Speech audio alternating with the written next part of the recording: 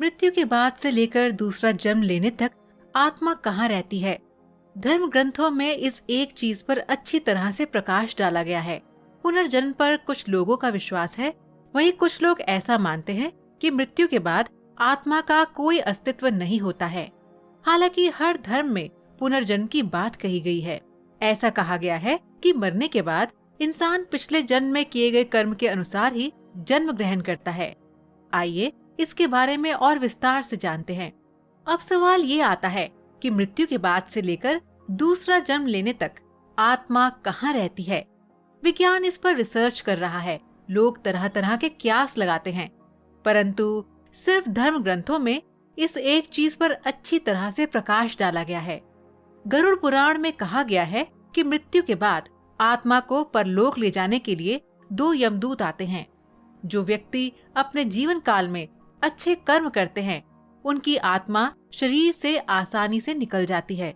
इसके विपरीत जो इंसान जीते जी बुरे कर्मों को अंजाम देता है, उसे यमदूत जबरदस्ती खींचकर अपने साथ ले जाते हैं।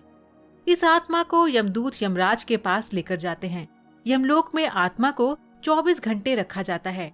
इस दौरान उसे जीवन काल में उसके द्वारा किए गए अच्छे व बुरे कर्मों को दिखाया जाता है। कर्मों का लेखा जोखा होने के बाद यमदूत आत्मा को फिर से उसी स्थान पर लाकर रख देते हैं जहां से उसे लाया गया था।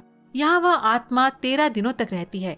अंतिम संस्कार व अन्य विधि विधान के बाद यमदूत पुनः उसे अपने साथ लेकर यमलोक की ओर चलते हैं। अब शुरू होती है असली परीक्षा। यमलोक ले जाने के मार्ग पर बुरी आत्माओं को यम की भयानक नगरी यानी कि नर्क के दर्शन कराए जाते हैं। राह में आत्मा को कई प्रकार की भयानक यातनाएं सहनी पड़ती हैं। करीब 1 साल तक चलने के बाद आत्मा यमलोक पहुंचती है। यहाँ पहुंचने के बाद यमराज कर्मों के अनुसार उस आत्मा को नर्क, स्वर्ग या दूसरी योनियों में भेजते हैं।